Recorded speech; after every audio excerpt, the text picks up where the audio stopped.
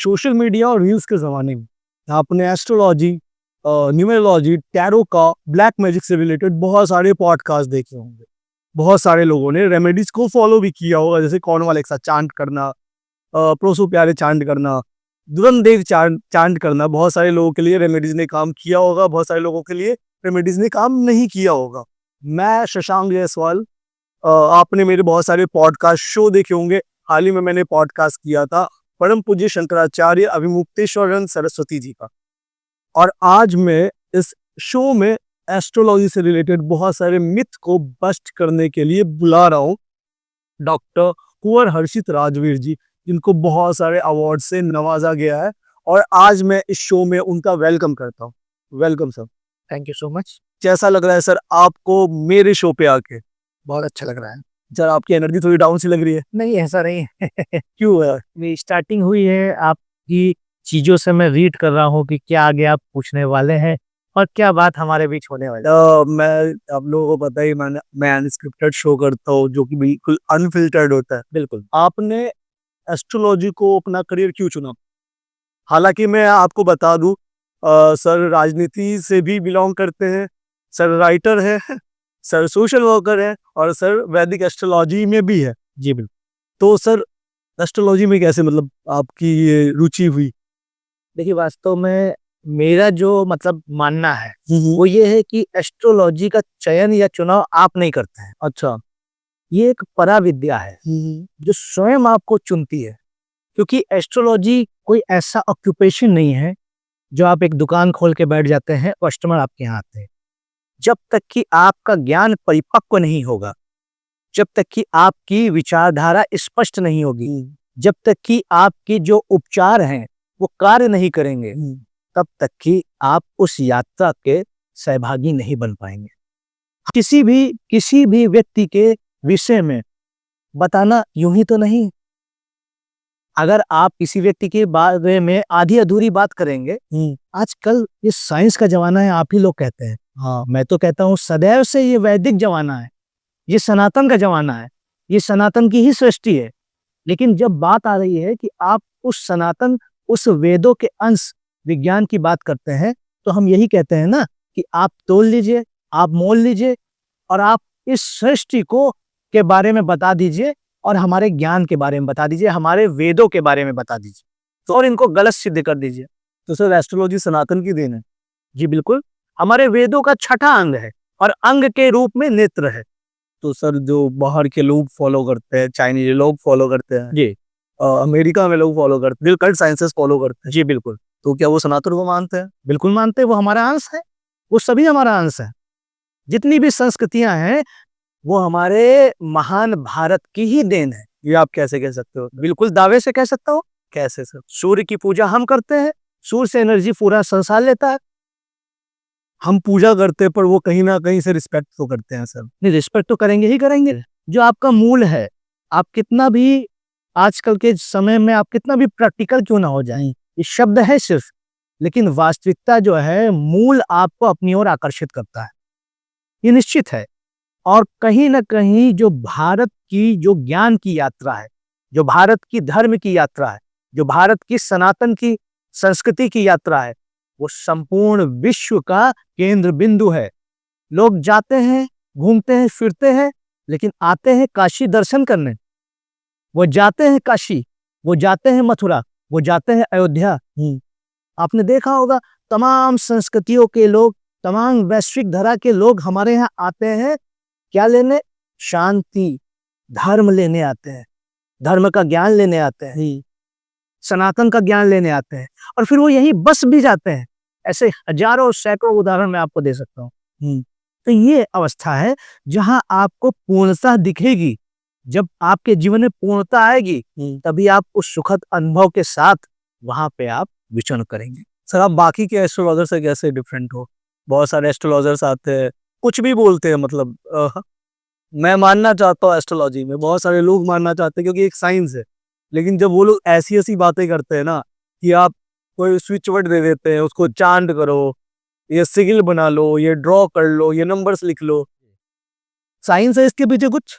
देखिए, वास्तव में साइंस क्या है, हम पहले ये तो समझे साइंस क्या है। हाँ। वेदों का अंश ही विज्ञान है और वेद महाविज्ञान के जनक है।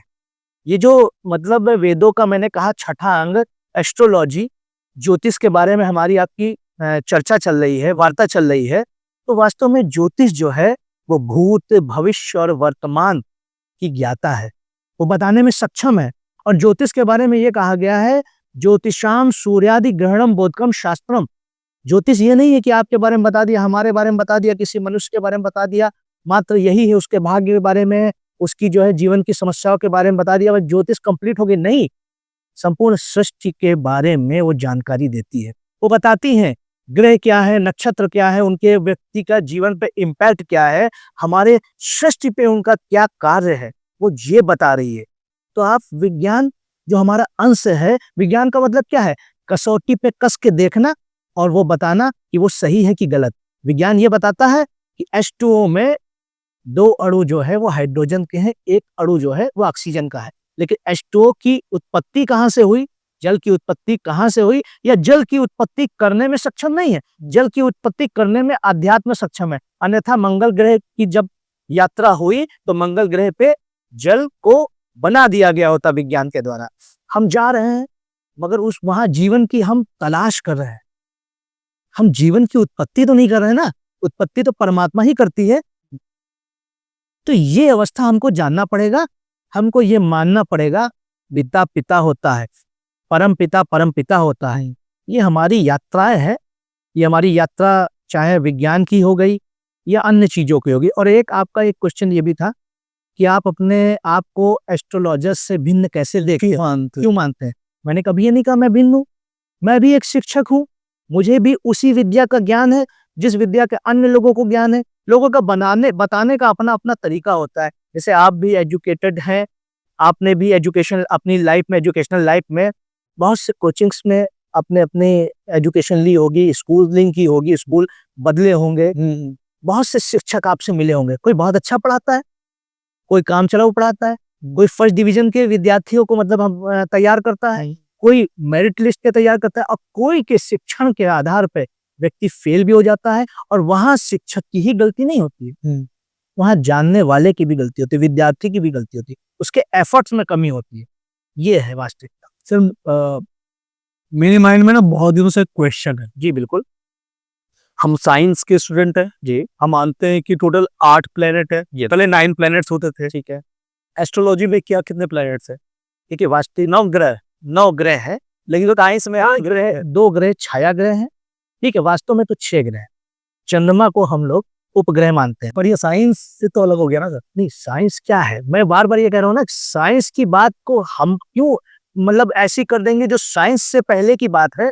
आप अपने पिता की बात ज्यादा मानेंगे कि अपने बाबा की बात ज्यादा मानेंगे, या कोई एक नया व्यक्ति आके कोई बात कह देगा उसकी बात ज्यादा मानेंगे? किसकी बात मानेंगे ज्यादा? मैं अपने पिता की। पिता और पिता के पिता की बात ज्यादा मानेंगे ना।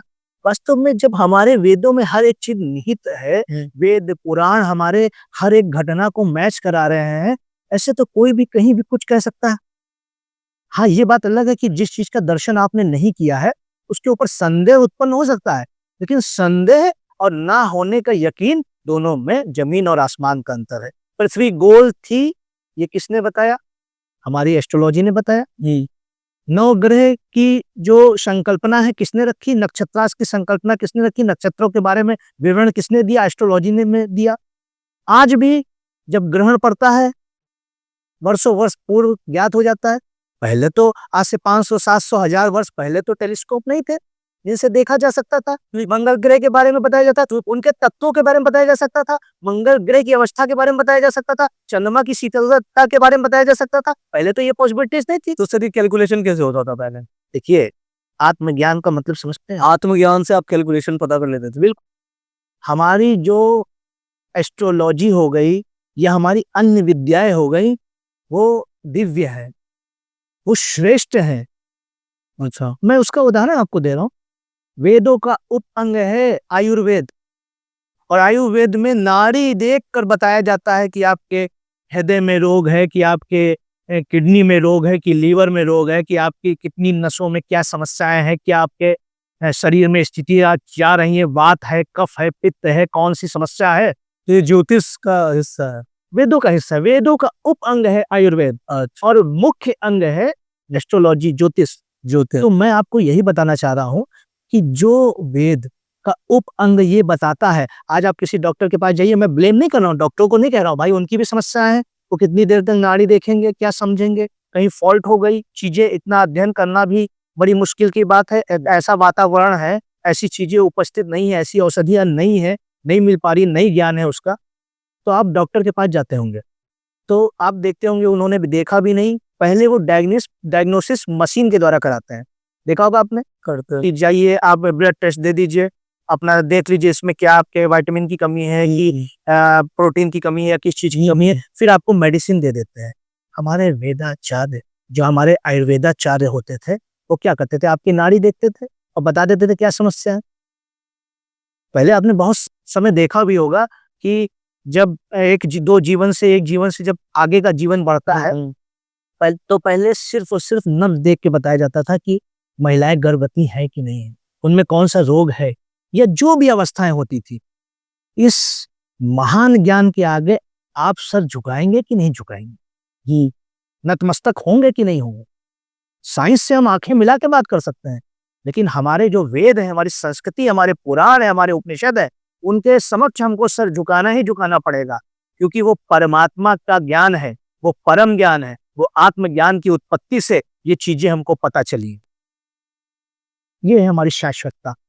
ये है, इस कारण से भारत विश्व गुरु था, है और रहेगा। इस कारण से भारत के लोग पूजे जाते हैं। आज भी अन्यत्र विश्व में आप कहीं भी जाइए, किसी भी राष्ट्र में जाइए, भगवान कृष्ण की पूजा हो रही है, भगवान राम की पूजा हो रही है, भगवान शिव की पूजा हो रही है। ऐसा कोई समस्त विश्व में नहीं जो शिव के तांडव को नहीं जानता है, राम की मर्यादा को नहीं जानता है, या कृष्ण के युद्ध को नहीं जानता है, उनके धर्म को नहीं जानता, उनके प्रेम को नहीं जानता है। आज समस्त विश्व में ऐसा कोई राष्ट्र नहीं। सर आप एस्ट्रोलॉजी को धर्म से मिला रहे हो। नहीं, धर्म ही है एस्ट्रोलॉजी, मिला थोड़ी ना रहे, धर्म का ही अंश है। धर्म क्या है, धर्म के बारे में कहा गया है, धृति क्षमा दमोष्टयम शौचम इंद्रिय निग्रह धीर विद्या सत्यम क्रोधो दशकम धर्म लक्षणम। ये 10 लक्षण जिसके अंदर है वो धर्म से के प्रति समझ लीजिए उसका अनुयायी है, धर्म धारण करने योग्य है। और वही एस्ट्रोलॉजी हमारी सिखाती है, सत्य, धर्म, तप, दया, ज्ञान, ये हमारी एस्ट्रोलॉजी सिखा रही है। और वो बता रही है कि 9 ग्रह आपके कैसे स्ट्रांग होंगे। इसी की लड़ाई मैं लड़ रहा हूँ। मैं क्या कर रहा हूँ, इसी की लड़ाई है मेरी।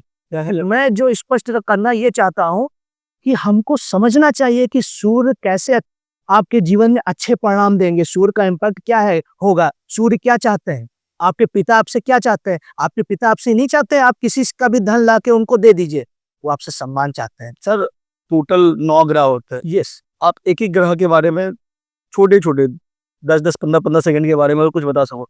सूर्य ग्रह से स्टार्ट करते हैं, फिर चंद्र पे जाते हैं। ये सूर्य ग्रह जो हमारी जन्म लग्न कुंडली में है, महत्व क्या होता है उनका? महत्व तो ये है कि सूर्य हमारे आत्मकारक ग्रह है। कुंडली में उनको राजा की संज्ञा दी गई है, जैसे एक कैबिनेट बनाई गई। मैं आपको बहुत शॉर्ट टाइम में बहुत डीप नॉलेज देता हूँ एस्ट्रोलॉजी की। देखिए, जैसे हमारी पृथ्वी पे जीवन है, या हमारी जो गैलेक्सी में जो हमारी पृथ्वी है, इस पे जैसे जीवन है, तमाम गैलेक्सियां हैं, तमाम यूनिवर्स हैं, वहां पर तमाम पृथ्वियां हैं। ये हमारे वेदों में है, आप पढ़िए। हमारे मल्टीवर्स को, हमारे मल्टीवर्स की थ्योरी को वेदों में बहुत पहले बताया गया। मानते हैं लोग मानते हैं, बताया गया मल्टीवर्स को। बिल्कुल, आप चेक कीजिए इस बात को, उपनिषदों में बताया गया। अच्छा, ये चीजें बताई गई हैं। आत्माओं का जो विचरण है, स्वर्ग की थ्योरी किसने बताई, स्वर्ग नर्क की परिकल्पना कहाँ से उत्पन्न हुई, हमारे यहाँ से तो उत्पन्न हुई। और तो संस्कृतियां उनको मानती भी नहीं है, जबकि मैं और संस्कृति की कभी बातें नहीं करता, वो सब हमारा अंश है, लेकिन वो दिशा भ्रमित हो गए हैं। एक हिंदू, एक सनातन संस्कृति को मानने वाला जब दिशा भ्रमित होती है, तब वो राक्षस बन जाता है। अच्छा, राम और रावण में क्या अंतर था, संस्कृति को ना मानना रावण की देन थी, संस्कृति को मानना, सनातन को मानना भगवान राम की देन थी। हाँ, तो रावण कैसे बना, संस्कृति को ना मान के। क्या हुआ उसका, बलशाली था, बुद्धिमान था, तपस्वी था, क्या हुआ, विनाश। विनाश। क्यों हुआ, धर्म के विपरीत कार्य किया। तो बस यही सिंपल सा एक चीज है। तो मैं आपको जैसे सूर्य से संबंधित बात बता रहा था। हम स्टार्ट करते हैं सर हमारे व्यूअर्स के लिए। बिल्कुल, हम सूर्य ग्रह से स्टार्ट करते हैं। 9 ग्रह के बारे में बताओ, हमारी जिंदगी में क्या महत्व होता है?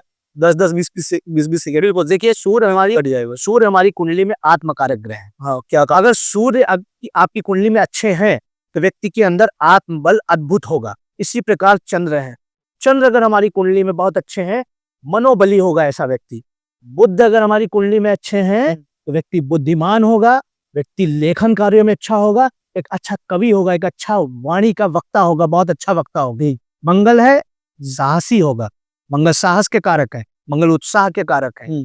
और हमारी कुंडली में अगर बृहस्पति अच्छा है तो ऐसा व्यक्ति महाज्ञानी होगा, साथ ही साथ वो स्वाभिमानी होगा। ये बृहस्पति ऐसे गुण देते हैं। अगर आपकी कुंडली में शनि अच्छे हैं तो निश्चित जान लीजिए आप कर्मयोगी होंगे, आपके हृदय में न्याय होगा, आप अनुशासन को मानने वाले होंगे। इसी प्रकार यदि शुक्र अच्छे हैं तो व्यक्ति एक कहीं ना कहीं आकर्षण का एक बहुत बड़ा केंद्र बिंदु होगा। ऐसे व्यक्ति के अंदर अनंत इच्छाएं होती हैं और आकर्षण का केंद्र बिंदु होता है। अब हम बात करेंगे राहु और केतु की। ये क्या है ग्रह? राहु केतु हमारी एस्ट्रोलॉजी में उनको ग्रहों की संज्ञा दी गई है। वास्तव में अमृत पान किए हुए एक वो राक्षस का स्वरूप है, लेकिन उनको 2 भागों में समुद्र मंथन के दौरान भगवान श्री विष्णु ने मोहिनी अवतार में बांटा, जिसके पश्चात एक ने माया का रूप लिया, एक ने मोक्ष का।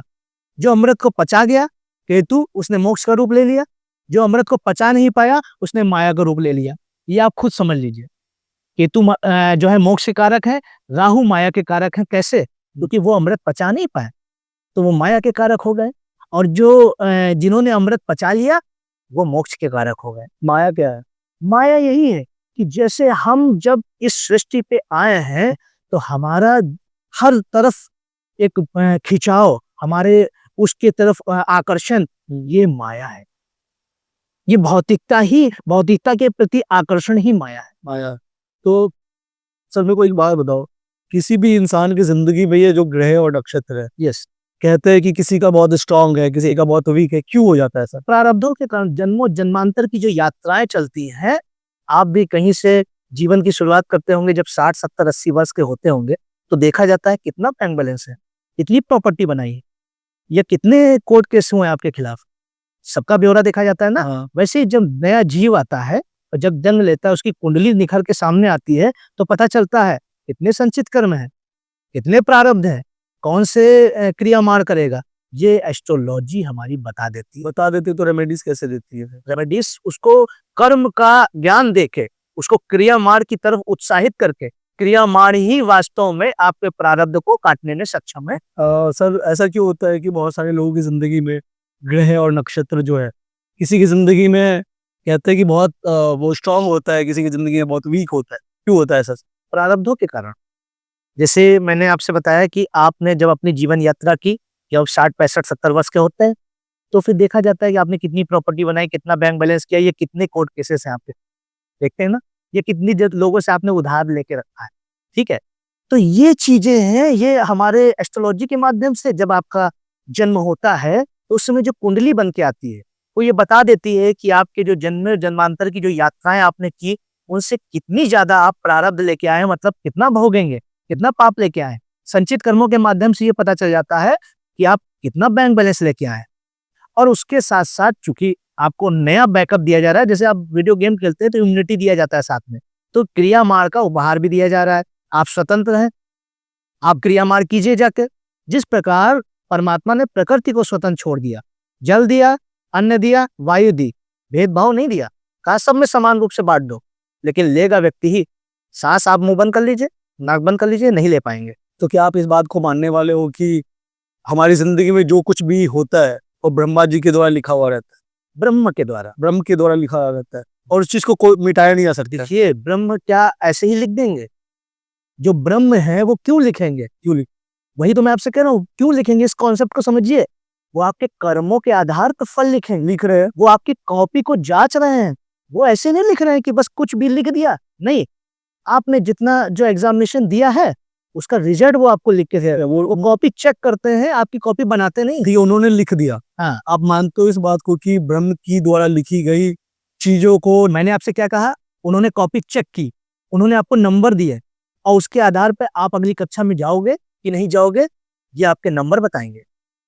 नंबर तो वही देते हैं ना सर। नंबर वो देंगे ही देंगे जब आपके कर्मों का चयन होगा, पाप पुण्य का जब पैरामीटर तय करेगा कि ज्यादा पापी है कि पुण्य। अगर आप पुण्य आत्मा है तो आपको बेस्ट से बेस्ट रोल अदा करने के लिए आपकी मन के अनुसार दिया जाएगा। क्या बनना चाहते हैं आप, से पूछा जाएगा, आप बताएंगे ये मैं बनना चाहता हूँ, ठीक है ले जाइए एंट्री कीजिए, ठीक है। समझ गया। ये और लेकिन मैं ये बताओ, मानो मैंने बहुत बुरे कर्म किए, जी बिल्कुल, तो वहां पे मेरी हो गई जो भी चीजें, ठीक है। अब मेरे को बोला गया कि भाई तू नीचे जाएगा दुख भोगेगा, लिख दिया ब्रह्म ने। हाँ। ठीक है, तो कहते हैं हाँ। कि ब्रह्म के द्वारा लिखी गई चीजों को काटा नहीं जा सकता। जी, आप मानते हो इस बात को? मैंने आपसे क्या कहा, आप इस जगह आप गलत दिशा में रहे, आपको इसका ज्ञान नहीं है।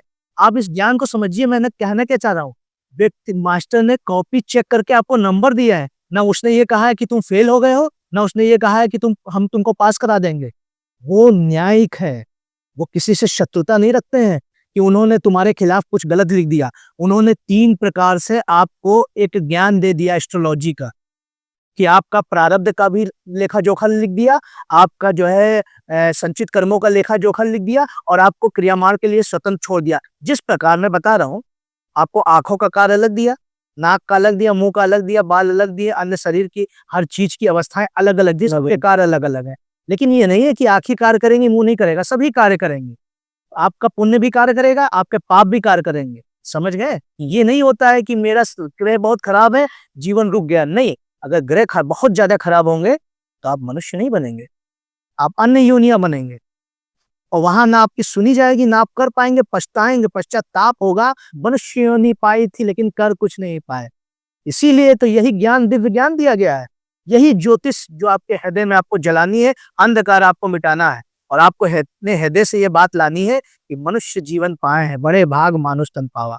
सुर नर मुनि सब ग्रंथ ही गावा, सभी ने गाया है। आप एस्ट्रोलॉजर कम, धार्मिक गुरु ज्यादा लग रहे हो। नहीं, इतना रुझान क्यों है आपका धर्म के प्रति? ये हमारा भी प्रारब्ध हो सकता है, हमारे संचित कर्माश हो सकते हैं, क्योंकि हमें भी ऐसी कुंडली मिली है कि हम धर्म का प्रचार करें, धर्म से जुड़े।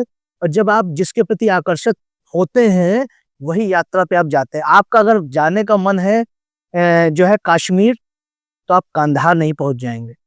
आपका अगर अपने देश से लगाव है, आप अगर भारत में जीना चाहते हैं, आप पाकिस्तान नहीं चले जाएंगे। जिसका जिसका जैसा दृष्टिकोण है वैसी यात्रा व्यक्ति करता है। मेरी यात्रा धर्म की यात्रा है, मेरी यात्रा शास्त्रों की यात्रा है, मेरी यात्रा दिव्य विद्याओं की यात्रा है। इस जीवन में मुझे यह लक्ष्य दिया गया है, शायद आने वाले जीवन में कोई और लक्ष्य दिया जाए। ये चयन मेरे कर्मों के आधार पे होगा। मानिए मैं सत्कर्मों से जाऊंगा तो एक अच्छा ये मान के चलिए मतलब ये मान के चलिए संचित कर्म लेके आऊंगा, संचित कर्म की पूंजी लेके आऊंगा। अब मैं अगर इसी जन्म में फेक रेमेडी बताऊंगा, एस्ट्रोलॉजी का सही मतलब नहीं बताऊंगा, जो मुझे ज्ञान है उससे विपरीत जाके कार्य करूंगा, धर्म संगत कार्य नहीं करूंगा, अधर्म करूंगा, तो फिर परिणाम तो फिर बुरा होगा ही होगा। फेक रेमेडीज, जी, क्या है फेक रेमेडीज क्या है? देखिए पहली बात तो रेमेडीज क्या है ये समझिए ना, तभी तो फेक और जो है कह सकते हैं ऑथेंटिसिटी में आपके अंतर पता चलेगा। क्या है रेमेडीज? देखिए रेमेडीज ये है कि जैसे मैंने बताया किसी डॉक्टर के यहाँ आपने अपनी बीमारी को बताया। अब बहुत से डॉक्टर होते हैं जो सही डायग्नोस करके उसी दवा को देते हैं। कुछ डॉक्टर होते हैं वो बीमारी की जांच भी नहीं करते हैं, और आपको सिर्फ अपना समझ लीजिए, उनको हो सकता है ज्ञान ना हो सकता है आपकी बीमारी में रुझान ना हो सकता है आपकी बीमारी पता ना कर पाए, वो ऐसे ही कोई दवाई दे देते हैं। इसीलिए आपको रेमेडी उसी की करनी चाहिए जो आपके जीवन के बारे में ठीक ठीक बता पाने में सक्षम हो। अच्छा, उसी एस्ट्रोलॉजर की रेमेडी कीजिए। तो और रेमेडी का मतलब है उपचार। अगर कोई समस्या है तो उपचार कीजिए, अगर समस्या नहीं है उपचार मत कीजिए। अच्छा। बहुत सी ऐसी चीजें हैं कि उपचार करने की आवश्यकता भी नहीं है। और अगर कोई कर लेता है तो फिर? कि रेमेडी है क्या? अब ये मान के चलिए आपको रोग का ज्ञान नहीं है, आप दवाई देते फिर रहे हैं। पहले रोग का ज्ञान कीजिए, और रोग है भी कि नहीं है। बिना रोग के आप कोई दवाई लेंगे तो आपके ऊपर कहीं ना कहीं इम्पैक्ट तो डालेगी ही डालेगी। ये बहुत आसान है और सिंपल सी बात है। जब ज्योतिष का ज्ञान सिर्फ एस्ट्रोलॉजर के लिए थोड़ी ना दिया गया, जो ज्योतिष को जानेगा वो ज्योतिषाचार्य कहलाएगा। ज्योतिष को आप जान सकते हैं, हम जान सकते हैं, हमारे व्यूअर्स जान सकते हैं। कोई मतलब परमात्मा ने कोई ये दे के नहीं भेजा है कि नहीं आप ही एस्ट्रोलॉजी करेंगे, हम ही एस्ट्रोलॉजी करेंगे, ऐसा नहीं है। हर व्यक्ति ज्योतिष का ज्ञान ले सकता है। जैसे हमारे यहाँ गृहिणियाँ होती हैं, खाना बनाना जानती हैं, स्वादिष्ट खाना खिलाती हैं, आपका पालन पोषण भरण करती हैं, वैसे ही आप भी इन चीज़ों का ज्ञान रखिए, अपने दैनिक जीवन में इसका उपयोग कीजिए, दैनिक बहुत सरल है। ठीक है। लेकिन सर एक बात बताओ मेरे को, जैसे सोशल मीडिया और रील्स का ज़माना है, ठीक है? आपने भी देखे होंगे, अगर आप रील्स देखते होंगे, जी। बहुत सारे ऐसे एस्ट्रोलॉजर्स हैं, मेरे को नहीं पता कि वो व्यूज़ पाने के लिए करते हैं या फिर किस लिए करते हैं। रेमेडीज़ देते हैं, स्विच वर्ड्स होते हैं, बहुत सारी चीज़ें होती हैं। क्या ये काम करता है? आप पहले मेरे को एक बात बता दो, जो ये छोटे-छोटे रेमेडीज़ आते हैं, ठीक है? कुछ के पहले तो मैं ये देखूँगा ना, मैंने तो देखा नहीं है, लेकिन मैं ये जानना चाहूँगा कि वो जो वर्ड्स हैं वो क्या है? जैसे कि जैसे हमारी कॉन्वालेक्सा है, अब मान के चलो, एक मैम ने बोला था, ठीक है? कॉन्वालेक्सा के बाद तो खैर बहुत सारे वर्ड्स आ गए हैं, ठीक है? हाँ। कहते हैं कि स्विच वर्ड्स हाथ पे लिख लो, आपका खोया हुआ प्यार वापस आ जाए। क्या ऐसा हो सकता है? आ सकता है? मैंने आपको बताया तो, हाँ। कॉन्वेलेक्सा बड़ा कि राम नाम बड़ा। राम नाम बड़ा मेरे नज़र में तो तो बस वो ले लीजिए, सारी समस्याओं का समाधान कर लीजिए। बहुत सारे लोग राम राधे राधे ले लीजिए, भगवान भोलेनाथ का नाम ले लीजिए, ओम नमः शिवाय कह लीजिए। जैसी आपकी जो समस्याएं हैं उसके आधार पर चयन आप कर लीजिए ना, आप किस संस्कृति से बिलोंग करते हैं? मैं सनातन सनातन है ना, हाँ, हिंदुत्व आपके भीतर है, हिंदू सनातनी है। ब्लड में है सर। तो आपके जो धन के देवता है या धन की जो देवी है, आपको बचपन से किनके बारे में बताया गया है? लक्ष्मी जी, कुबेर जी, इनके बारे में बताया। लक्ष्मी जी, कुबेर जी के बारे में ना, जिनके पास सारा होल्ड धन का है उनसे धन मांगेंगे कि आप चले जाएंगे अपने पड़ोसी से मांगेंगे? देगा पड़ोसी? नहीं। नहीं दे पाएगा ना, है ही नहीं। तो यही मेरा कहने का मतलब है, इस अज्ञान को ही मिटाना है। और ये अज्ञान तब मिटेगा जब हम अपने धर्म, अपनी संस्कृति, अपनी सनातन, अपने वेद, अपने पुराण, अपने उपनिषदों के बारे में हम अपना समझेंगे, समझने की कोशिश करेंगे। सब कुछ दर्शाया गया है, बार बार भगवान श्री विष्णु ने जन्म लिए हैं, अवतार लिए हैं और बताया है धर्म क्या है, प्रेम क्या है, दया क्या है, त्याग क्या है, तप क्या है, तपस्या क्या है, सबके बारे में बताया है। हम नासमझ हो जाएंगे अपनी आंखों पे पट्टी बांध के, अगर हम अपनी छत से कूदेंगे हाथ पैर ही टूटेंगे। सर बहुत सारे लोग जो है बहुत कड़ी मेहनत करते हैं जी, कहते हैं कर्म करो, ठीक है? बहुत कड़ी मेहनत करते जी। एस्ट्रोलॉजी रेमेडीज भी फॉलो करते हैं, भगवान की पूजा भी करते हैं, उसके बावजूद उनको वो सफलता नहीं मिल पाती है जो वो डिजर्व करते हैं, जो उनकी एक्सपेक्टेशन रहती है। जी तो क्या आपके ज्योतिष विज्ञान में बिल्कुल है कुछ ऐसी रेमेडी? प्रकृति ने सारे रोगों का इलाज के लिए रत्न दिया है, औषधि दी है, रुद्राक्ष दिया है, बहुत सी चीजें दी हैं और सबसे बड़ी बात ज्ञान दिया है। हमारे दिव्य संतों के पास ज्ञान है, बहुत सारी रेमेडीज है। हाँ। मगर मैं अगर आपको सबसे ज्यादा मतलब जो है जिस दिशा में जाने के लिए मैं आपसे हाँ। कहूंगा, वो वास्तव में वैदिक सनातन परंपरा के माध्यम से जो रेमेडी है, जो उपचार है, उनकी तरफ जाना। आप अगर इन शॉर्ट में, हमारे जो व्यूअर्स देख रहे, वीडियो बहुत ज्यादा लंबा नहीं देखते, छोटे छोटे देखते हैं, ऐसे लोग जो अपनी जिंदगी में बहुत स्ट्रगल कर रहे हैं जी, सारी चीजें करके देख लिया उन्होंने, मेहनत करके देख लिया, एस्ट्रोलॉजी रेमेडीज करके देख लिया, सब कुछ करके देख लिया, नहीं मिल पाया, उनके लिए अगर आप कुछ बता सको कुछ शॉर्टकट में। देखिए, सबसे बड़ी बात यह है कि ये देखना जरूरी है कि व्यक्ति, बहुत लोग, मैं ये गारंटी के साथ आपसे कहा, बहुत लोग इतना अधिक परेशान हो जाते हैं कि उनके जीवन में कोई भी सफलता नहीं मिल रही है। हाँ। कुछ ना करें, सिर्फ और सिर्फ किसी भी एक सिद्ध पीठ या शक्ति पीठ को आप पकड़ लीजिए। हाँ। जिस दिन आपका जन्म हुआ है उसी दिन आप वहां जाना प्रारंभ कर दीजिए, वर्ष में एक बार या माह में एक बार, ये चयन आपका है। आपको एक अद्भुत ऊर्जा वहां से मिलेगी। हमारे जो देवात्मा है, जो हमारे भगवान है, उन्होंने ऐसे ऐसे शक्तिपुंज, ऐसे ऐसे दिव्य स्थानों की, समझ लीजिए, धरती पर उत्पत्ति की है। बहुत बार ऐसा होता है कि चीजें हमारे पास नहीं रह गई, हम शक्तिहीन हो गए, हम सामर्थ्यहीन हो गए, हम धनहीन हो गए, तो उसके लिए हमें किसी शक्ति के परम स्रोत के पास जाके अपनी समस्या कह देनी है। ये अवस्था ऐसी हुई जब व्यक्ति का मन भ्रमित होता है, व्यक्ति के कोई कार्य नहीं बनते हैं, सब कुछ करके देख लेता है। ऐसी एक रेमेडी मैं आपको बता रहा हूँ। किसी भी व्यक्ति के जीवन में चाहे जितना बड़ा दरिद्र दोष हो, जो कि प्रारब्ध के आधार पर मिलता है, आपने गलत कार्यों में धन व्यय किया होगा या अन्यत्र किसी प्रकार से धन की आपने अवहेलना की होगी, या बहुत सी चीजों से ये अवस्थाएं उत्पन्न होती हैं। चाहे जितना भीषण दरिद्र दोष आपकी कुंडली में हो, आप जो हमारी धातुएं हैं, उनका एक अच्छा मेल के साथ त्रिधातु का एक छल्ला बना के आप अपनी इस उंगली में पहन लीजिए पुष्य नक्षत्र के दिन। अच्छा, पुष्य नक्षत्र के दिन ठीक है। आप इस उंगली में पहन लीजिए। 16 रत्ती आपका जो होगा वो तांबा होगा, 12 रत्ती चांदी होगी और 10 रत्ती जो है वो स्वर्ण होगा। आप बना के पुष्य नक्षत्र में पहन लीजिए। मैं दावे से कह रहा हूं, अगर उसका दरिद्र दोष समाप्त ना हो जाए और धन आगमन ना प्रारंभ हो जाए, मैं ये नहीं कह रहा हूं कि वो अंबानी बन जाएंगे, मैं ये नहीं कहता हूं करोड़ों कमा लेंगे, ये है वो, मुझे रील नहीं चलानी, ना मुझे इन सब से मतलब है। ऑथेंटिसिटी का मैं समझ लीजिए मार्ग का मैं यात्री हूँ। एक बार और बता दो सर, बहुत सारे लोग जो अपनी ज़िंदगी में परेशान हैं और उनको सफलता चाहिए, तो ये चीज़ आप फिर से रिपीट कर दो। नहीं, थोड़ी फास्ट। नहीं, धन के लिए मैंने दूसरा बताया है, नहीं सफलता के लिए अन्य चीजें। धन के लिए, धन के लिए ये है कि 16 रत्ती आपको तांबा लेना है, 12 रत्ती चांदी लेनी है, 10 रत्ती स्वर्ण लेना है और त्रिधातु का छल्ला इस उंगली में आपको बना के पुष्य नक्षत्र को पहन लीजिए। निश्चित तौर पे आपको लाभ होगा, दरिद्र दोष आपकी कुंडली से जो दूर हो जाएगा। आप ये करके देख लीजिएगा, फायदा मिलेगा। फायदा मिलेगा। और जैसे मैं ये भी बता सकता हूँ कि जैसे तमाम ऐसे लोग हैं जिनको ये सब चीजों से बड़ा मतलब अलग अनुभव होता है। हाँ, बहुत सारे लोग ऐसे भी हैं जो पैसा तो कमा रहे हैं जी, बहुत कमा रहे हैं, लेकिन जब मंथ की एंडिंग आती है तो उनके बैंक में पैसे नहीं रहते, वो सेव नहीं कर पाते। जी। उनके लिए भी कुछ है रेमेडीज, तो वो बताइए। देखिए, हमारे यहाँ ये कहा गया है कि लक्ष्मी जी अगर आपके घर में वास करेंगी तो धन बचत होगा। कुबेर जी आएंगे, कुबेर जी भाई धन के रक्षक हैं, स्वामी हैं, वो जाने नहीं देंगे धन आपके घर से। आप हमारे यहाँ ऐसी मान्यता है कि स्वर्ण, रजत और ताम्र में लक्ष्मी का वास होता है, ये आपने भी जानते होंगे। तो वहां पे उस स्वर्ण के सिक्के पे या उसकी कटोरी पे या उसके पत्र पे आप स्वर्ण या रजत या ताम्र के पात्र पे आप लक्ष्मी जी की जो सुंदर आकृति है या एक कमल की आकृति अपने उस पात्र पे बनवा लीजिए और नक्षत्र वही रहेगा पुष्य नक्षत्र, आप उसको ला के अपने घर में रख लीजिए।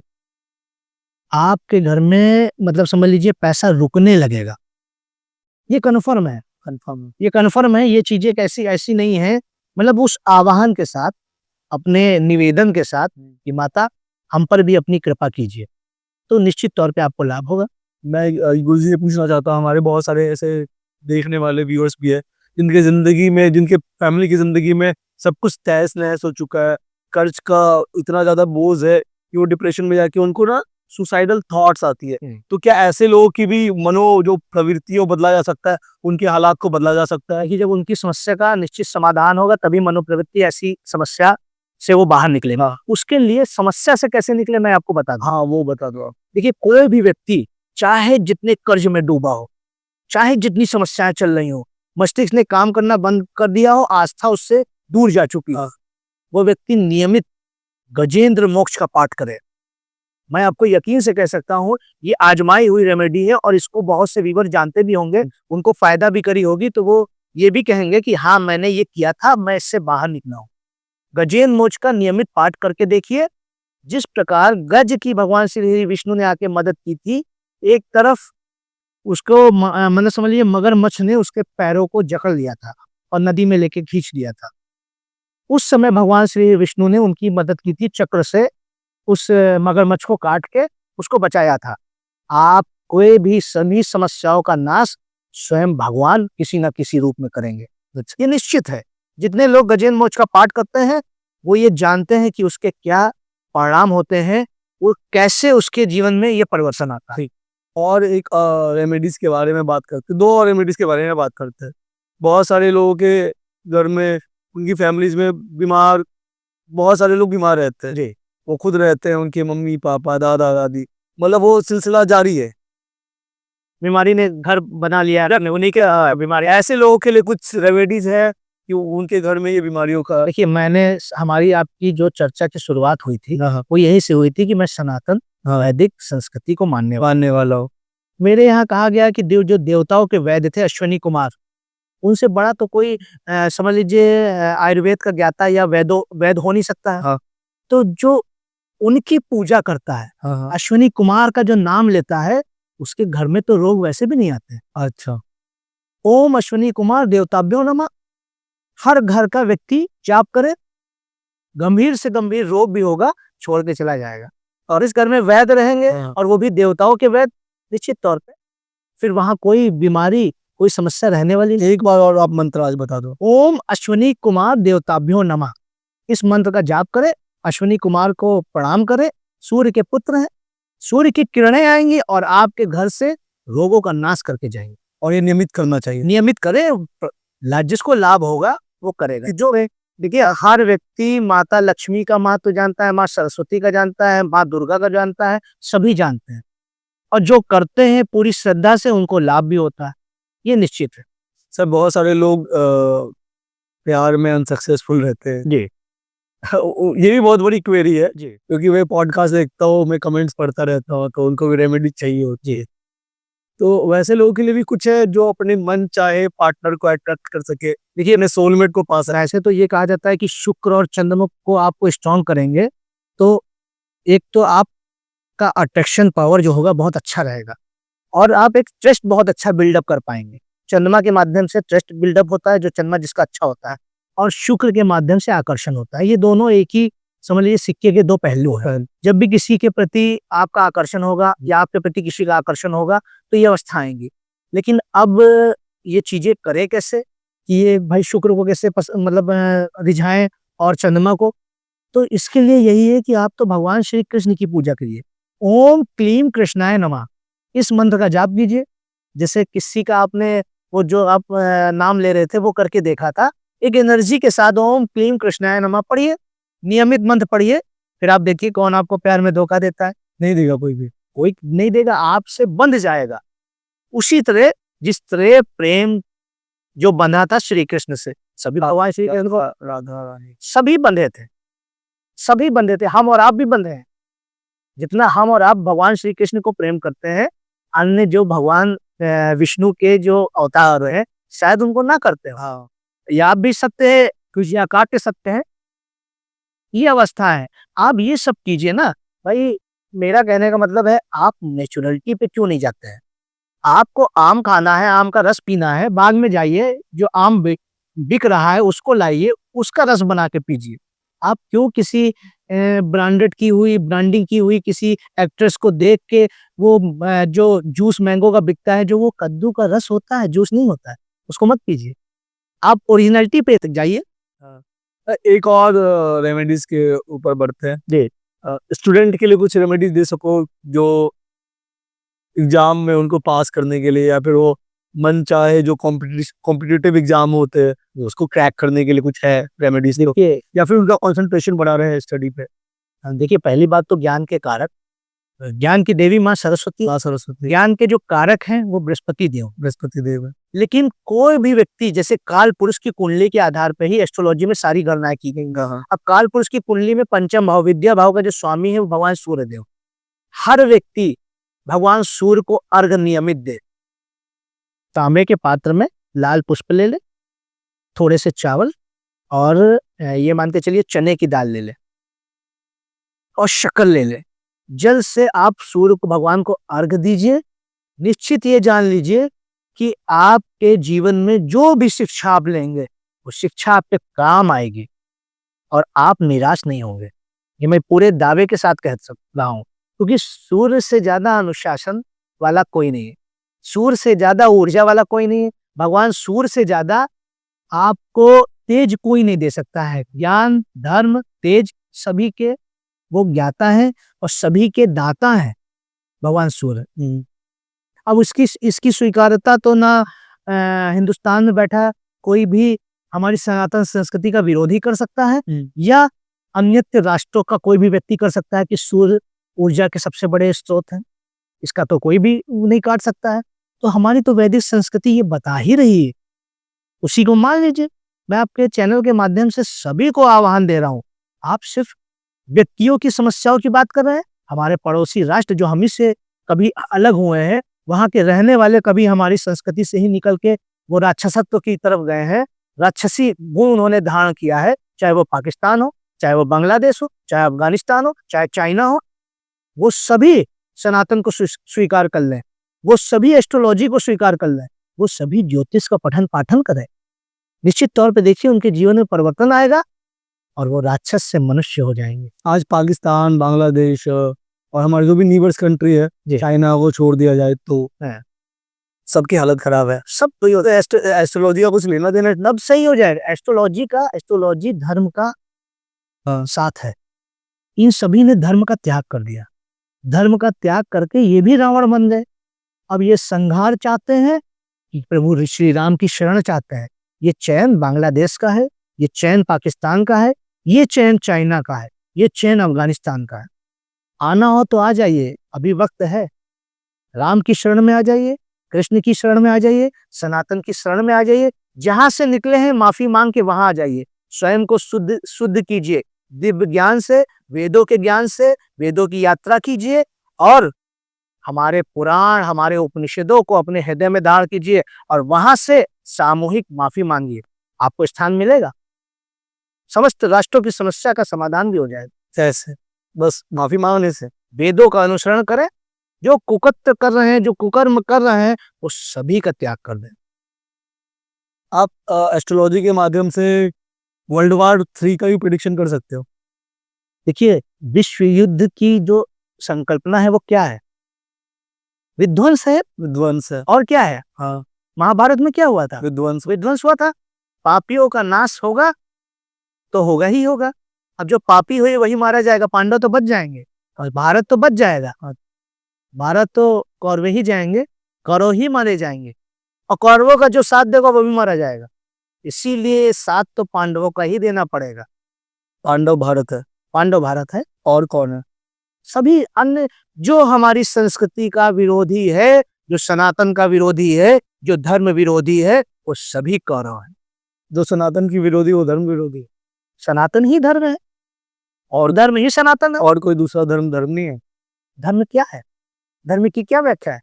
मैंने आपको जब आपका शो शुरू हुआ था तभी बताया था कि धर्म जो है 10 लक्षणों पे होके गुजरता है। अन्य कोई भी संस्कृति का व्यक्ति अगर इन 10 लक्षणों पे होके गुजर रहा है, मैं उसको भी धर्म की संज्ञा दे दूंगा और मैं नहीं, समस्त सनातनी दे देंगे। आपकी नजर में ऐसा ही कोई धर्म है? मैं बता रहा हूँ, सनातन को छोड़ के। धृति, क्षमा, दमोष्टयम, शौचम, इंद्रिय निग्रह, धीर विद्या, सत्यम, क्रोधो, दशकम, धर्म लक्षणम, जो क्रोध का त्याग करता है, जो सत्य बोलता है, ठीक है, जो न्याय करता है, जो त्याग करता है, तप करता है, दया, दान, जो ज्ञान को धारण करता है, वही धर्म पे है। धर्म तो सनातन ही है और धर्म सनातन का एक ऐसा मूल है, जब आप अपने हृदय में दया लाएंगे, जब आप अपने कर्मों में शुद्धता लाएंगे, झूठ से दूर होंगे। अन्य संस्कृति क्या कर रही है? आप तो देख रहे हैं ना क्या कर रही है। क्या कर रही है आप बताओ भाई? हमेशा हमारे जीवों पे अत्याचार कौन सी संस्कृति कर रही है? मनुष्यता से मनुष्यता की जो एक लड़ाई चल रही है, जो वर्ल्ड वॉर 3 की आप बात कर रहे हैं, वो कैसे हो रही है? मनुष्य ही तो मनुष्य का शत्रु है, बन रहा है। शुरुआत कौन कर रहा है? जो शुरुआत कर रहे हैं वो धर्मी है क्या? वो अधर्मी है। तभी तो इस चीज की शुरुआत हो रही है। पांडवों ने युद्ध का आह्वान थोड़ी ना दिया था, युद्ध का आह्वान तो कौरवों की तरफ से था ना। पांडवों ने तो शांति दूत भेजे थे भगवान श्री कृष्ण के रूप, माना? तो भारत की स्थिति वही है, शांति दूत भी है, भारत के पास प्रधानमंत्री मोदी भी है, जो अकेले सक्षम है समस्त कौरवों का नाश करने के लिए। पर आप सनातन धर्म को इतना मतलब प्रमोट क्यों कर रहे हो? मतलब ठीक है, हम भी सनातनी है। अब इस प्रभाव में यही मेरा कार्य है। अच्छा, मैं कार्य करता हूँ सनातन धर्म का। अगर मैंने मैथमेटिक्स पढ़ी है, मैं उसका प्रोफेसर हूँ, मैं आपको बायोलॉजी थोड़ी ना पढ़ाऊंगा, मैं तो मैथमेटिक्स ही पढ़ाऊंगा। मेरा तो ये दायित्व है, मेरा धर्म है, मेरा कर्म है, मेरा उद्देश्य है ये। तो ये एक चीजें हैं और हाँ, वो मूल है, वो शिक्षा है। अब मैं शिक्षा ना दे के आपको क्या कुछ शिक्षा दूं? क्या मैं भ्रमित करूं तब मैं अच्छा हो जाऊंगा आपके लिए? नहीं। तो ये व्यवस्थाएं हैं। अब आपने देखा है कि भारत के साथ भी बहुत पहले अन्य कई राष्ट्रों ने छल किया, छद्म रूप लेके कई राक्षस भारत आए। बहुत सारे राष्ट्र आए, राक्षस आए, राष्ट्र आए, आप कह सकते हैं राक्षस आए, लेकिन वो राक्षस भारत का क्या बिगाड़ पाए? राम का रावण कुछ बिगाड़ पाए क्या? नहीं। कृष्ण का कंस कुछ बिगाड़ पाए? नहीं। या नरसिंह अवतार का हिरण्यकश्यप कुछ बिगाड़ पाए? आप सर ये राक्षस मुगलों को तो नहीं कह रहे? मैं सभी को कह रहा हूँ, सभी अंग्रेजों को भी कह रहे हो? मैं उन सभी को कह रहा हूँ जिसने जिसने अपनी संस्कृति का त्याग किया, चाहे वो यवन देश हो, चाहे वो क्या बोलते हैं हमारी पाश्चात्य संस्कृति के ऐसे लोग हों जिन्होंने भी अत्याचार किया है, जिन्होंने भी संस्कृति का त्याग किया है, वास्तव में वो सभी राक्षस की श्रेणी में है। राक्षस मतलब क्या? जो मतलब वो धर्म का त्याग कर देता है वही राक्षस हो जाता है। राम और रावण ये तो मनुष्य ही ना, हाँ, थे तो मनुष्य ही। रावण को आप राक्षस क्यों कहते हैं? अधर्मी था। अधर्मी था। राम को भगवान क्यों कहते हैं? मर्यादा में थे, धर्म पे थे और उन्होंने अधर्मी का नाश किया। बस यही संकल्पना है, इन्हीं चीजों को समझना होगा। हम इसीलिए पूजनीय हैं। हमारे भारत देश के जो हमारे देवता हैं, हमारे परमात्मा हैं, समस्त राष्ट्रों में इसीलिए पूजनीय है। सिर्फ यही कॉन्सेप्ट है, क्योंकि हमने दया का ज्ञान दिया, दान का ज्ञान दिया, तप तपस्या और हमने सद्भाव का ज्ञान दिया। आपने हमारे बुद्ध का ज्ञान तो ले लिया, बौद्ध धर्म की तो समस्त चाइना में स्थापना हो गई। जीव हत्या बंद कर दिया आपने। चाइना क्या खा रहा है? चाइना क्या खा रहा है आप भी जानते हैं। चाइना तो कुछ भी खा रहा है। एक दिन खुद को भी खा जाएगा। ये अवस्था पैदा कर रहा है। ये कौन कैसे है आपकी नजर में? वो संस्कृति कैसी है? राक्षस है कि मनुष्य है? मेरे को तो नहीं अच्छी लगती। अच्छी नहीं लगती है? स्पष्ट उत्तर दीजिए आप। वो लोग कुछ भी खाते हैं मतलब। अरे मैं खाने की ये बात नहीं कर रहा हूँ, स्पष्ट उत्तर दीजिए। हाँ मतलब वो दैत्यों वाला खाना खाते हैं, वाला भोजन भी खाते हैं। कर रहे हैं ना। प्रकृति ने इतनी सुंदर व्यवस्था की है, परमात्मा ने प्रकृति दी है, प्रकृति ने हमें अन्य जल और वायु दी है। जीवों को भक्षण का क्या मतलब है? सर लेकिन आज भी पूरी दुनिया में 80% से ज्यादा आबादी मांसाहार का सेवन करती है। कलिकाल है, बढ़ रहा है, तो 80 विनाश की ओर। 80% लोग राक्षस है। विनाश की ओर बढ़ रहा है। कौरव कितने थे? बहुत थे। पांडव कितने थे? 5। थोड़े थे। बस यही अंतर है। अच्छा। बस यही अंतर है। हमको आपको समझना है, या तो सभी कौरव पांडव बन जाएं, पांडव की शरण में आ जाएं, भगवान श्री कृष्ण की शरण में आ जाएं, अन्यथा समस्त राक्षसों का विनाश तय है। तो मांसाहार का सेवन करना बिल्कुल गलत बात है। आप सभी उन आहारों का, खाली मुख से लिया जाने वाला आहार ही आहार नहीं है, हृदय में गलत भावना भी आहार है, नेत्रों में किसी के प्रति गलत सोचना भी गलत आहार है। आहार खाली मुख से नहीं होता, आंखों से भी होता है, मस्तिष्क से भी होता है। वायु भी गलत ले रहे हैं तो वो भी एक आहार की ही बात है। ये चीजें हैं। ज्ञान भी गलत ले रहे हैं तो वो भी गलत है। हाँ जी सर। तो ये एस्ट्रोलॉजी से, धर्म से, राजनीति का क्या लेना देना? फिर आप राजनीति में कैसे वो? देखिए, मेरे जीवन का मैंने आपको उद्देश्य बताया। हाँ कि परमात्मा ने हो सकता है मुझे इस यात्रा के लिए मेरा चयन या चुनाव किया हो, हाँ। या मेरे मन की एक भावना हो, मैं उस यात्रा पे निकला हूँ।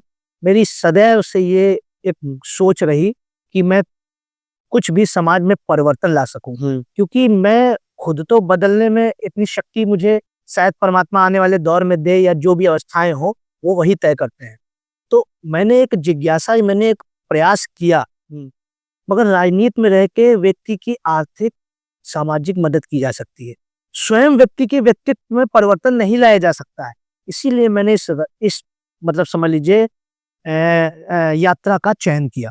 इस यात्रा पे व्यक्ति की मनुष्यता उसके अंदर आती है। जब हम किसी को बताते हैं कि आप अपनी माता का सम्मान कीजिए, चंद्रमा अच्छा हो जाएगा, और उसको रिजल्ट अच्छे मिलने लगते हैं। हाँ चंद्रमा, ये बताओ आप थोड़ा सा। चंद्रमा को अगर किसी ग्रह को, किसी का वीक है, उसको स्ट्रॉन्ग करने के लिए हम क्या कर सकते हैं? भाई मैंने बताया, जैसे चंद्रमा किसी का बहुत ज्यादा वीक है, मन को मतलब समझ लीजिए मतलब मन का माध्यम है। हाँ। मन को इंगित करता है। हाँ। आप अपनी माता का जो है आदर कीजिए, सम्मान कीजिए, हाँ।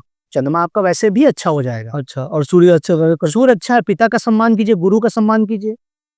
ये बहुत मतलब फैक्ट है, ये कोई मतलब इसमें समझ लीजिए दो राय वाली बात मैं नहीं करता। शुक्र अच्छा करना है, पत्नी का सम्मान कीजिए, समस्त स्त्रियों के प्रति अच्छी भावना, अच्छी सोच रख, सारी स्त्रियों के प्रति। ओके। इसी प्रकार मंगल है, हाँ। उत्साह बना के रखिए, अपने भाई का सम्मान कीजिए, हमेशा सही कार्यों में अपना साहस लेके आइए। कुछ गलत हो रहा है तो गलत के खिलाफ बोलिए, ये मंगल इससे अच्छा हो जाएगा आपका। शनि के लिए कर्मयोगी बन जाइए।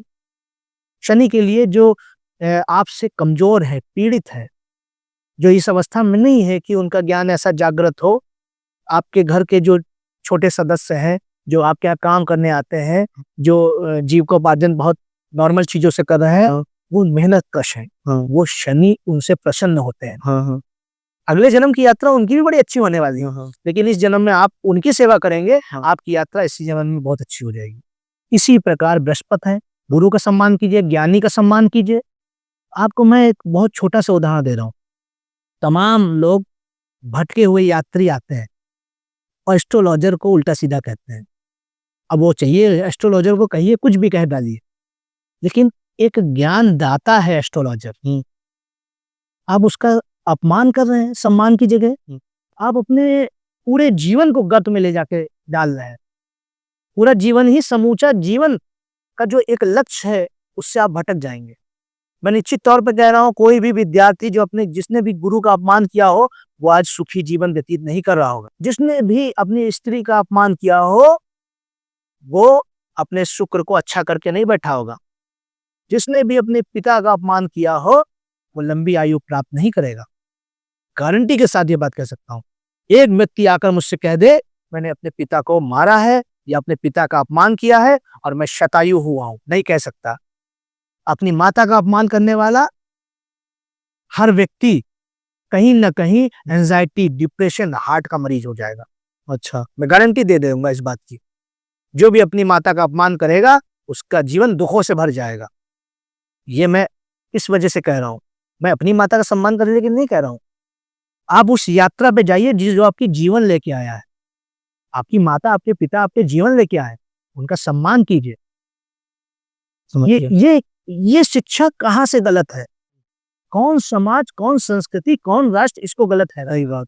और ये शिक्षा मैं दे रहा हूं? नहीं, मैंने ये पढ़ी, आपको पढ़ा रहा हूं। ये वेदों से मिली है, ये एस्ट्रोलॉजी से मिली है, ये हमारी पुराणों से मिली है। ये वो विद्या है और इसीलिए ये दिव्य विद्या है। ये वो विद्या नहीं है कि किसी का चोरी कर लीजिए, किसी को मार दीजिए, किसी को लूट लीजिए, अफगानिस्तान बन जाइए, पाकिस्तान बन जाइए, बांग्लादेश बन जाइए, चाइना बन जाइए, किसी की जमीन हड़प कर लीजिए। ये वो व्यवस्था, वो संदेश नहीं है, नहीं। उस संस्कृति को नहीं मान रहे हैं। हाँ जी। आज मैंने देखा बहुत सारे एस्ट्रोलॉजर्स को जो रेमेडीज के नाम पे कुछ भी बोलते हैं, पर आपने जितनी भी बातें बोली, माता का सम्मान करना, स्त्री का सम्मान करना, अपने घर में आपकी वाइफ का सम्मान करना, गुरु का सम्मान करना, तो ये कहीं ना कहीं एक लॉजिक सा लगता है कि हाँ ये। अच्छा, आप एक कॉन्सेप्ट में बता देता हूँ सभी को, सभी इस बात को जानते होंगे। आप थोड़ा सा प्राचीन काल में जाइए, आज से 10, 20, 25 वर्ष पहले, मैं उसी को प्राचीन काल कह देता हूँ। आपने सुना होगा कि बहन के घर का पानी नहीं पिया जाता है। हाँ हाँ। रीजन जानते हैं? नहीं है, बहुत बड़ा रीजन है। सभी लोग सुन लें, जो भी हमारी जो वीडियो है वो 20 साल से लेके 50 साल, 60 साल के लोग देख रहे थे। इसके पीछे का कॉन्सेप्ट ये है कि ये एस्ट्रोलॉजी का सूत्र है। जो हमारी काल पुरुष की कुंडली है, उसमें छठे भाव का स्वामी बुध है। छठा भाव क्या होता है? रोग, ऋण और शत्रु। अच्छा। अब बुध जो है वो किसका कारक है? बुध किसको इंगित करता है? हमारी बहनों को, हमारी बेटियों को। अच्छा। हमारी बुआ, हमारी मौसी, मतलब इन सबको जो इंगित करता है, ये बुध करता है। तो जब आप बुध का खाएंगे तो आप कर्जदार बन जाएंगे। अच्छा। रोग आएगा, ऋण आएगा, ठीक है, और अस्वस्थता आएगी, तो बेटी शत्रु आएगा। बेटी और बहन क्या नहीं खाना चाहिए? इसी वजह से उनसे कर्ज नहीं लेना चाहिए, उनको देना चाहिए। अच्छा। उनसे लेना नहीं चाहिए। खाने का मतलब ये था ना कि जब आप पहली ही कक्षा में रोक देंगे, हाँ। पहली कक्षा में रोक देंगे तो आप आगे जाने ही नहीं पाएंगे। जो हमारे महापुरुष थे वो महाज्ञानी थे, वो हमको पहली कक्षा में रोकने के लिए कहते थे, क्योंकि जानते थे आगे समझ नहीं होगी, समय नहीं होगा, ज्ञान नहीं होगा, लोग पढ़ेंगे नहीं। तो ये अवस्था है। ठीक। इसलिए मेरा यही कहना है कि सभी श्रोताओं से बचपन से ही बच्चों को डोरेमोन और वो जो भी चीजें होती हैं, छोटा भीम दिखाने से ज्यादा अच्छा है आप सनातन संस्कृतियों के रामायण दिखाइए, महाभारत दिखाइए, कृष्ण की लीलाएं दिखाइए, बाल लीलाएं दिखाइए, ये दिखाइए। बच्चा ज्ञानी होगा, संस्कारी होगा, सनातनी होगा, आपको वृद्धाश्रम छोड़ने नहीं जाएगा, आपको अपने हृदय में रखेगा। सर आज का एक लास्ट क्वेश्चन रखते हैं क्योंकि शो 1 घंटे से ज़्यादा लंबा हो चुका है। जी। बहुत सारे लोग मंगल ग्रह से परेशान हैं। कहते हैं कि मेरे घर में भी मेरी बहन मांगलिक है। तो डर बैठ जाता है लोगों के मन में कि भाई मैं मांगलिक हूँ, मेरी शादी कैसे होगी, या फिर मेरी शादी अगर किसी रूस से हो गई तो उसको प्रॉब्लम ना हो जाए। जी, इसके लिए कुछ इफेक्टिव रेमेडी है? मतलब बिल्कुल। छोटा-सा, मतलब बहुत ठोस धारा पाए। लेकिन जो आपने पहले जो शब्द बोला वो आहत कर गया।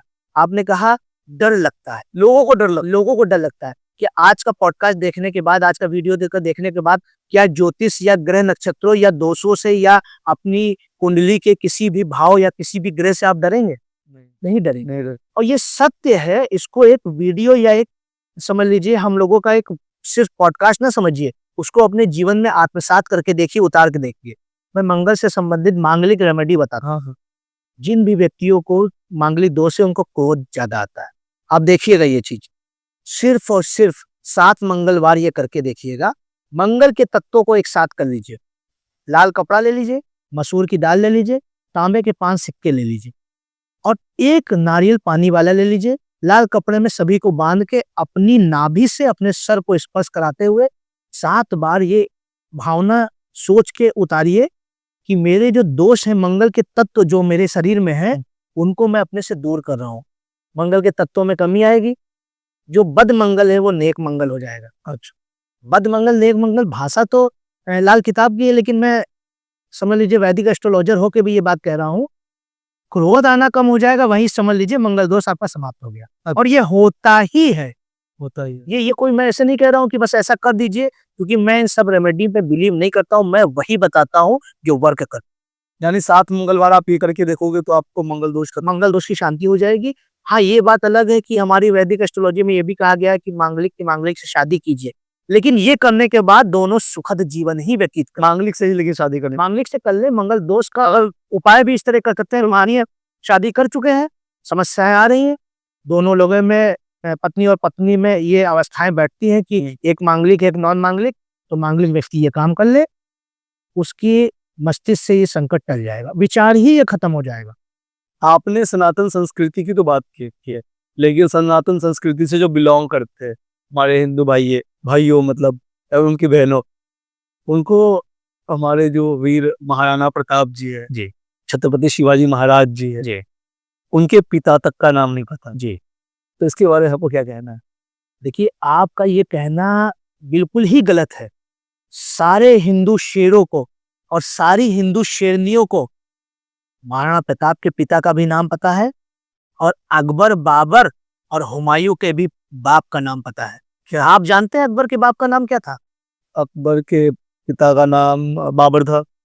नहीं, आप गलत जानते हैं। कौन था? आप नहीं जानते इसका मतलब। मतलब मैंने सुना तो यही है कि उनके पिता। वही मैं कह रहा हूँ, नहीं जानते इसका मतलब आप। कौन है बताओ फिर आप। कि अकबर के बाप का नाम महाराणा प्रताप था अच्छा। और बाबर के बाप का नाम उदय सिंह था। है, मैंने सुना हुमायूं था। मैं बता रहा हूँ ना, अच्छा। अकबर के बाप का नाम महाराणा प्रताप था और बाबर के बाप का नाम महाराजा उदय सिंह था और हुमायूं के बाप का नाम महाराणा सांगा था। ये कैसे, मेरे को ये लॉजिक समझ नहीं आया। ये इतिहास है हमारा, और जिस इतिहास के पन्नों को आपने पढ़ा है वहां से कुछ आप गलत सलत पढ़ के आए हैं। हमारे सनातन संस्कृति के गौरवशाली इतिहास के पन्नों पे अगर कोई 2-4 धब्बे लगे हैं, आज यही समय है उसको मिटाने का। मिटा दीजिए सारी इतिहास के वो गलत सलत पन्ने, यहाँ गुलामी की दास्ता की गलत सलत कहानियां सुनाई गई हो। आज वो राष्ट्र है जो समस्त विश्व को गुलाम बना सकता है, अपने ज्ञान से गुलाम बना सकता है, और हमने अपने ज्ञान से लोगों को गुलाम बनाया है। हमारा अनुसरण करते हैं। वैसे तो हमारे यहाँ गुलामी की प्रथा ही नहीं है, हमारे यहाँ अनुसरण करने की प्रथा है। हम अपने ज्ञान से समस्त विश्व को अपना अनुयायी बनाते आए हैं। बुद्ध के ज्ञान से, बुद्ध के तप से, बुद्ध के वैराग्य से चाइना गुलाम हुआ। आज ये बात अलग है कि वो राक्षस हो गया है। तो ये है हमारी सनातन की खूबसूरती। अगर कहीं ऐसी बातें आ रही हैं तो निश्चित तौर पे उस इतिहास को आप धो दीजिए, हटा दीजिए उस इतिहास को। वो इतिहास मानता योग्य नहीं है। इतिहास है हमारे रामायण का, इतिहास है हमारे महाभारत का, इतिहास है हमारे महाराणा प्रताप का, इतिहास है हमारी महारानी लक्ष्मीबाई का, इतिहास है हमारे छत्रपति शिवाजी महाराज का। ये इतिहास है, वो इतिहास नहीं है। इतिहास है महाराणा सांगा का, इतिहास है बप्पा रावल का। 100 घाव लेके जो लड़ जाते थे, उनका इतिहास होना चाहिए। चोर मक्कार लुटेरों का कोई इतिहास नहीं होता है। मिटा दीजिए जहां भी उनका नाम हो, दिखाई नहीं पड़ना चाहिए उनका कहीं नाम भी था।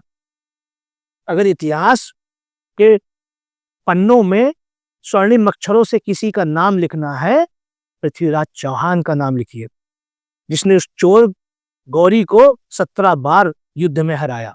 उसका इतिहास में नाम कब लिखेंगे आप? आपके और हमारे जैसे हिंदू शेर और हिंदू शेरनियों को ही ये काम करना पड़ेगा। सनातन शेर और सनातन शेरनियों को ही ये काम करना पड़ेगा। और आपके पॉडकास्ट के माध्यम से मैं सभी को आह्वान करता हूं, इसके लिए मुहिम चलाइए, अपनी संस्कृति को बल दीजिए, सनातन को बल दीजिए। आप विश्व विधाता हैं। सही बात। आप विश्व के विधाता हैं। आप विश्व के ये वही भारत भूमि है जहां सिकंदर हारा है। सिकंदर ने पोरस को हराया नहीं था, गलत इतिहास बताया जाता है। अच्छा, सिकंदर यहीं हारा था, यहीं मरा। अब राजा पुरु ने उसको मारा था। ये अवस्था है। तो दोस्तों गुरुजी के सामने बैठ के आज हमने एस्ट्रोलॉजी रेमेडीज के बारे में बात किया। बहुत सारे मिथ को बस्ट किया। रेमेडीज काम करती है, नहीं करती है, फेक रेमेडीज क्या है और एक्चुअल रेमेडीज क्या है। कैसे हमें अपने घर में अपने माता पिता का सम्मान करके भी अपने ग्रह और नक्षत्रों को ठीक किया जा सकता है। अपनी पत्नी का सम्मान करके अपने ग्रहों को ठीक किया जा सकता है। उसी तरह हमारे हिस्ट्री में हमें क्या गलत पढ़ाया गया है, उसके बारे में भी आज आपने प्रकाश डाला है। और मैं ये सारी चीज़ें ऑडियंस में छोड़ता हूँ। अगर आपको इस हिस्ट्री को मानना है, आप ज़रूर माने, और अगर नहीं मानना है तो कोई बात नहीं। तब तक के लिए हम इस शो से विदा लेते हैं। अगर आपको जाते आते कुछ हमारे ऑडियंस को बोलना है तो प्लीज़ बोल के जाए। देखिए, मैं अपनी एक लिखी कविता जो स्वरचित है, वो आपके पॉडकास्ट को, आपके इस शो को खत्म होने से पूर्व मैं कुछ चंद लाइनें जरूर पढ़ना चाहता हूँ। जरूर सुनाए सर। भूल गए प्राचीन दिवस को, सारा विश्व हमारा है। मानवता के हित मिट जाना, प्यारा लक्ष्य हमारा है। जहां उदय होता है सूरज, किरणों की अंबार लिए, हर क्षण स्वयं वह जलता है, जीवन का सबके भार लिए। पूर्ण भूमि की वह धरती, भारत वर्ष हमारा है। कांटों पर भी परहित चलना, यह विश्वास हमारा है। यहीं से फैली सारे जग में जीवन की हरियाली है। लाखों पतझड़ सहकर भी महक रही ये क्यारी है। आर्यमर्दन के इतिहास में उच्च स्थान हमारा है। विश्व विजेता हो भयकारी, यही सिकंदर हारा है। कितनी पावन भूमि हमारी, नित नित शुभ जाती है। गरज सुधा हो या हो हलाहल, सबको गले लगाती है। आदि अंत और मध्य रहित सारा इतिहास हमारा है। मानवता के हित मिट जाना, प्यारा लक्ष्य हमारा है। भूल गए प्राचीन दिवस को, सारा विश्व हमारा है। सभी सनातनियों को, सभी वैदिक ज्योतिष को मानने वालों को मेरा सादर प्रणाम, अभिनंदन है, स्वागत है। और सनातन की आवाज अगर आप बनना चाहते हैं तो आप हमारे जैसे ये हमारे मित्र हैं, हमारे पॉडकास्ट के जो फेस समझ लीजिए होस्ट हैं, इनकी आवाज को उठाइए। हम जैसे सनातनी एक कार्यकर्ता या सेवक की आवाज को उठाइए और इस वीडियो को अधिक से अधिक शेयर कीजिए, अधिक से अधिक सेव कीजिए और लोगों तक पहुंचाइए, जिसमें अगर आप आवाज आज नहीं बन सके तो कहीं ना कहीं आप सनातन को कमजोर करने का कार्य करेंगे। जय श्री राधे कृष्णा, हर हर महादेव। जय श्री राधे कृष्ण, हर हर महादेव। और आज का ये जो वीडियो है आप अपने दोस्तों के साथ, अपने माता पिता के साथ जरूर शेयर करें। आई एम श्योर कि जो गुरुजी ने रेमेडीज बताया वो आपके एक्चुअल जिंदगी में भी काम करेगा। तब तक के लिए जुड़े रहिए हमारे साथ। जय हिंद, जय भारत।